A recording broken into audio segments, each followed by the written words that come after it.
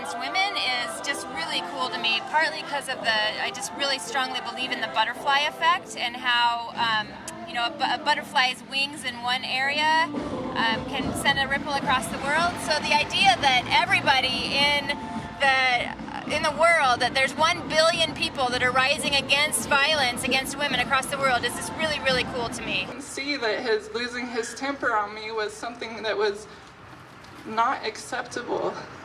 I took it as it was okay because he had a horrible childhood, but I loved him now, so I would fix it.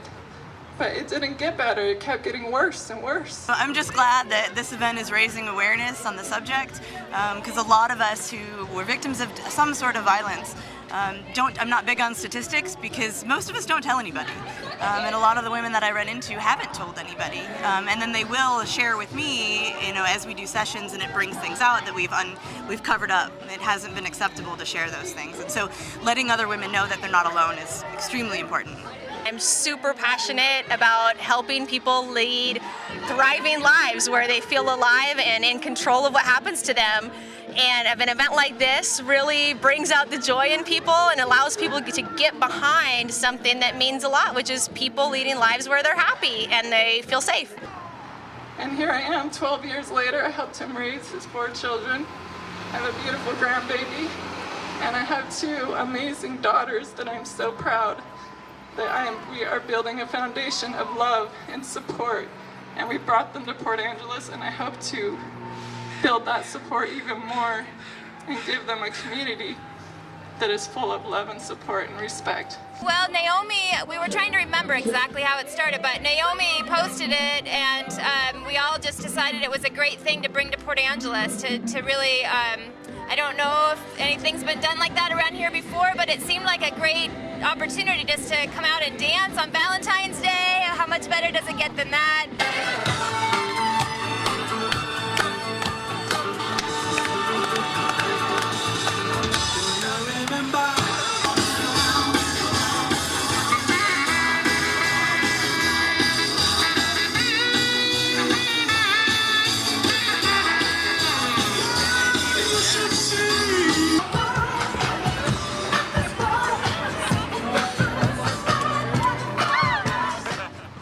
So I went home that day after the intervention, and I thought about the promises that I had made to my future children, the environment that I wanted them to grow up in, the relationship I wanted to have with the person that was going to be their father.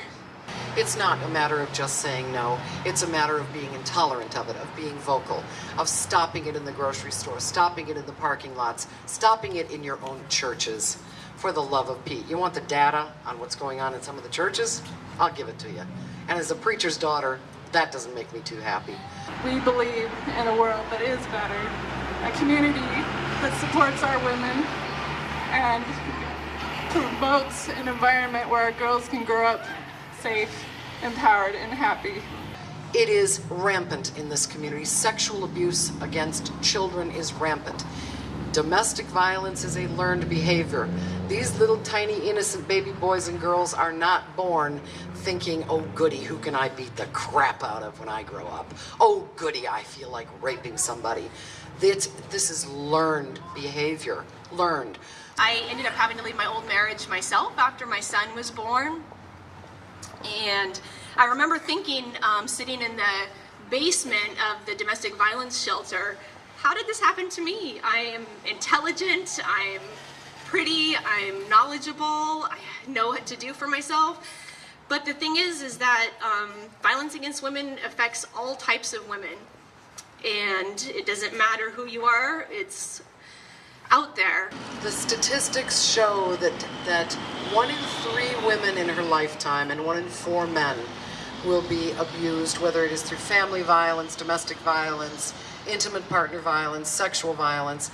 And as the worker bees, boots on the ground folks that we are, I think it's more like 1 in 1.5 genderless. All of these people that I've come into contact with, I'm one of them, have never told anybody about what's happened to them. So I believe it's so much bigger than the statistics tell us it is.